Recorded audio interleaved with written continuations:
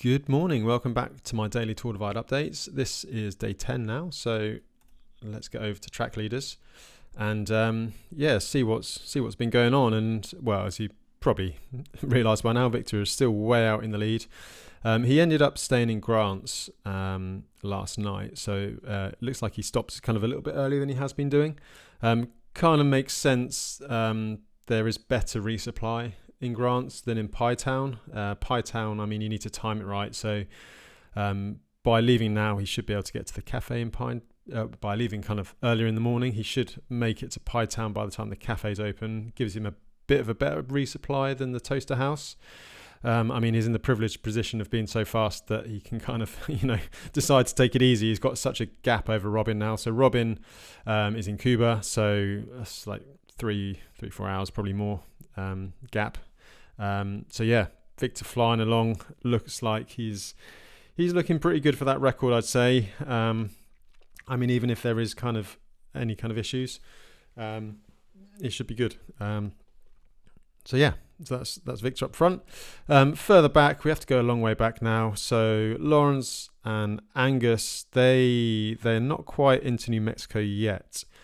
So they both got over Marshall Pass. I'm trying to figure out where they're staying. I think they probably are both bivvying out at the moment. So current race time is 9 days, 18 hours. So it's just before 2 a.m. in the morning. So Lawrence looks like he's just come off the highway.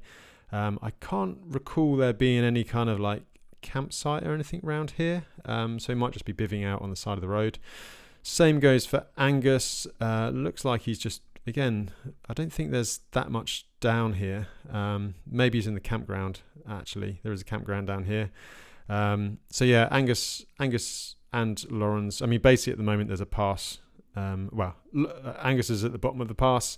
Lawrence is at the top of the pass. And it's kind of a tarmac climb. So, that gap seems to be gradually closing, but as we sort of said yesterday, and we can probably check out the race flow in a minute, Angus is kind of closing. Let's have a look now, actually, while I think about it. I think the gap is closing, so Angus is stopping. Angus stopping a little bit later, so there's not a big gap there, but it's probably an hour or two. Kind of closing down. You can see here. Probably closing more and more, actually.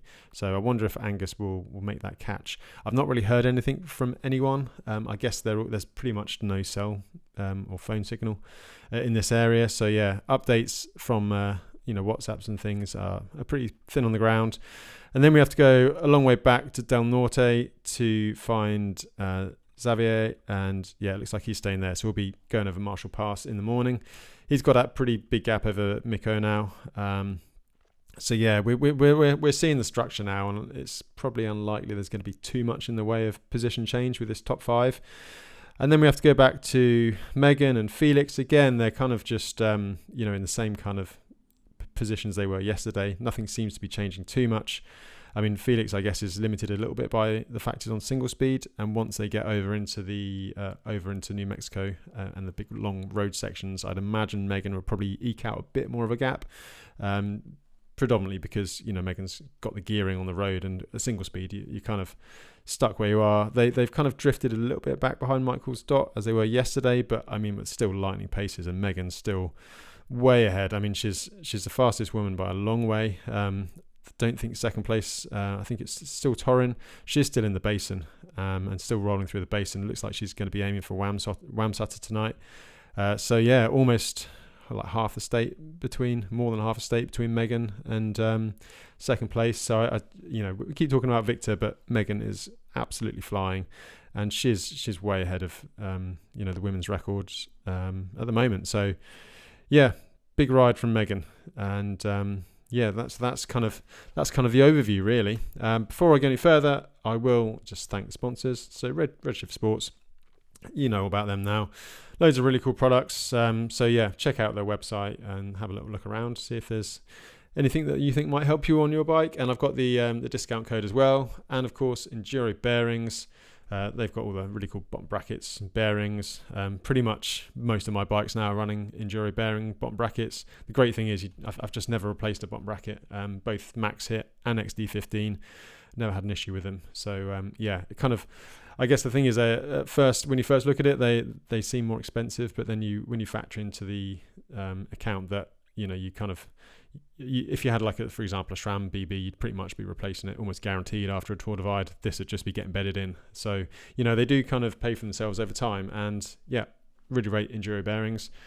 So let's just have a little look. Let's go on to the leaderboard again and just see what's going on up front in terms of some stats. So the run rest, let's see, Victor's, his average speed's dropping a little bit, but he's still flying like 14 miles an hour. A couple of years ago that would be unheard of, and it sounds like, well, obviously Victor is incredibly strong, but the conditions have been almost perfect, it seems.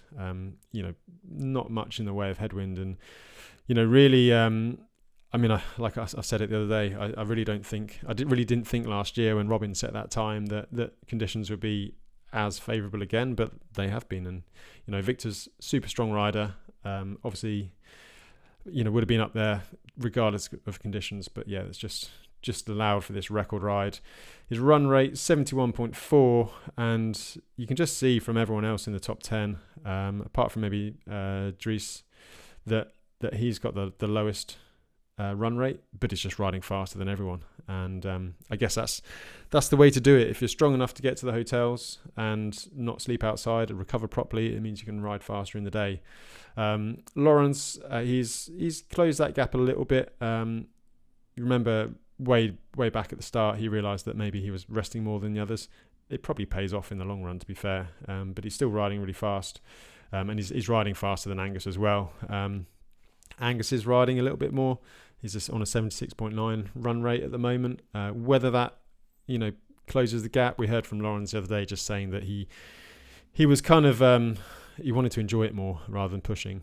We'll see how that works out. I mean, once you're a bike racer, you're always a bike racer. So if Angus gets close in New Mexico, we'll see what happens with Lawrence. But yeah, they're both flying along at that pace, and you can see they're a bit faster than Xavier, who's 10.8 miles an hour, and Miku again 11.2, but he's resting a bit more. So it's kind of it's rest versus riding, and sometimes you ride faster when you rest more. And then you look at, actually interestingly, Megan Hakkinen and Felix Labage on the single speed, exactly the same average speed, and exactly the same run time. Could be a nice little battle near the end there. So that's the run rest. What I'm going to do is just take a little look at the settings. Sorry, I'm going to take the settings off. Take the custom POIs off on this map on Rival GPS. Just check out where Victor is and what he's got coming up. So he's got a tough section coming up. So currently in Grants, just here on it's one of the old highway Route 66 towns. Typical kind of Route 66. So there's a big section on the highway, and then he'll be getting towards this section here, out towards Pie Town. Now there's not much on this section, and Pie Town, we might be able to get the Google Map guy on there. There's the cafe, the Pie Town Cafe. I mean, if Victor can get a pie in the cafe, the gathering place, then that is a classic Tour Divide kind of location. So let's hope he gets that experience. He might be able to time it all right. Pie Town Pie, I experienced it. It's pretty damn good, especially when you're this far into the divide. If not, there's Toaster House where you can get water, potentially some resupply, but he's got to stock up in Grants really, because there's then this long section through the Hilar, probably the last real tough section. It's a bit savage really. There's some fairly decent climbs. I mean, we're not on the really big long mountain passes now, but it's just short, sharp, stabby climbs through the Hilar. Cross obviously the highway here, and then you're into this section. And it's pretty cool actually. I remember doing this. I think I got to the Beaverhead work cabin when I did it 2019, and then basically sort of started with with the tough climbs in the morning and essentially rode to the finish. I do wonder if Victor will try and get to the finish. I mean, it's not impossible. He might need a little sleep. Depends on conditions, I suppose. There's not really anywhere. Well, he could stop in Silver City, but I think he might stop for a short sleep in Silver City. But I mean, he should probably just have at least one bivvy out. Come on, Victor. So yeah, we'll see how he goes. But the finish line is well in range for him now, and yeah, there's going to be still some riding to do, but it's totally doable. So we'll see how that goes. But now we'll just go over to Instagram. Like I said, I haven't got much in the way of voice notes and videos. Pretty much everyone seems to be in the wilds at the moment, so there's not much. I guess there's not much cell signal, or everyone's just so tired they can't be bothered. So there's some good stuff from Felix. So this looks like the South Park Basin just after Boreas. Looks like we saw Megan and Felix both got down over Boreas, so they would have started this fairly early. Looks pretty cool, and yeah, an awful lot of nothingness just with the highway going across. And this is what you're going to see is this these corrugations. It's kind of it's pretty grim actually, to be honest. When you're kind of just riding along and all you've got is these bits, and you're searching for the line, and then a car goes one place and then suddenly gets soft.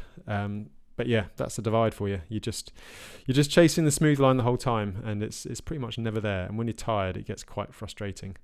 And then the top of Marshall Pass, and I think probably most people have done Tour Divide will have a photo of this. By this point, it's quite nice just to have an excuse to stop and take a photo for a minute. Marshall Pass, and as you can see, Felix just saying these Colorado passes are made for single speeding. Not going to lie.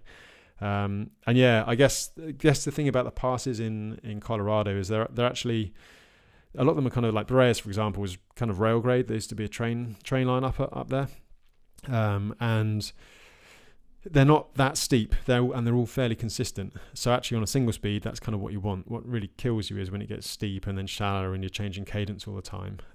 So yeah, I can imagine that it's pretty not easy. It's never going to be easy, but a lot easier to get in your rhythm. And the more I watch the single speeders, the more I think that maybe one day I'd like to have a crack at the divide on a single speed.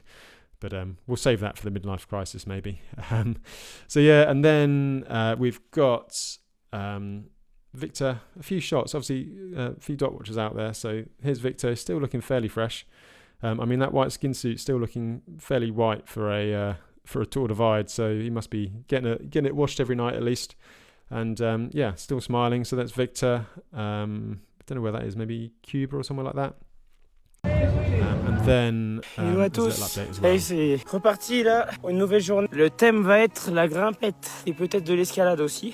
Je sais pas trop comment est le terrain là-haut à 3700 mètres je crois d'altitude. Aujourd'hui je prévois une petite étape pour être bien prudent. J'ai vu que sur les autres concurrents l'année dernière ça allait pas très vite, aux alentours de 15 km/h. Ça va être costaud. Je prévois de faire 280 km avec 5000 mètres de dénivelé. L'objectif c'est de s'arrêter à BQ. Bon, je prends mon temps en ce moment, je fais des grosses pauses parce que j'en ai besoin et parce que j'ai le temps et j'ai pas envie de m'user trop la tête, donc préserver le mental et ça va le faire. Et j'ai bien discuté ce matin avec le thé, c'était cool. Prêt pour une belle journée de vélo encore et merci encore pour tous les messages. Ça fait plaisir de pas se sentir seul après tant de jours de vélo, même si c'est une expérience de fou, incroyable de pouvoir parcourir les États-Unis à vélo. Et bah faut pas oublier que c'est quand même de longues heures, de longues journées de solitude.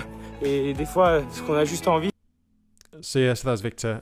Just paraphrasing what he said, he's basically saying this was the ride into Abiquiu yesterday, and yeah, he was unsure of the terrain.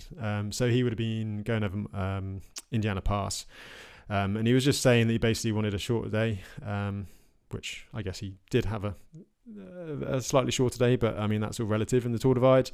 And you can see that it's probably quite lonely out front. He's not seen anyone since the first day.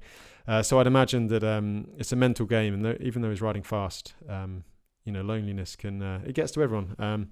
So yeah, he's looking like he's tired, which anyone's going to be tired on the divide by that point, to be fair.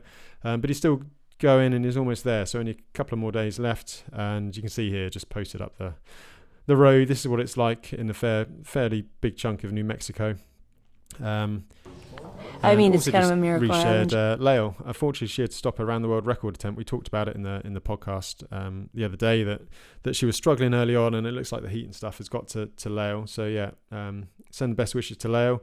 And here's just another dot watcher taking a shot of Super Aero Victor. So that's Victor. And then finally, just a little. I got an update from Angus. As I said, we're kind of a day behind at the moment, just because I think we haven't heard anything from them. But so it's morning of day 9 on the Tour Divide. Currently at 7-Eleven in Silverthorne, having some breakfast pizza. Got another day, lots of climbing today. Body's starting to feel it a little bit, but we keep pressing. So I've just left Breckenridge, heading up Boreas Pass now. Had a good resupply there. Stomach's a bit dodgy. I think I can blame that wrap that I had sort of insulating in my back pocket at 38 degrees all of yesterday. So just had to plug a puncture in the rear coming off Boreas Pass. So I just made it to Sargent's after a really decent evening ride. Got in like just before 11:30. Throat is better than it sounds. Just beaving down some bones in the field. I feel pretty good, but there's no point to really push it. So I'm going to get some good sleep and go tomorrow. Get some Pringles.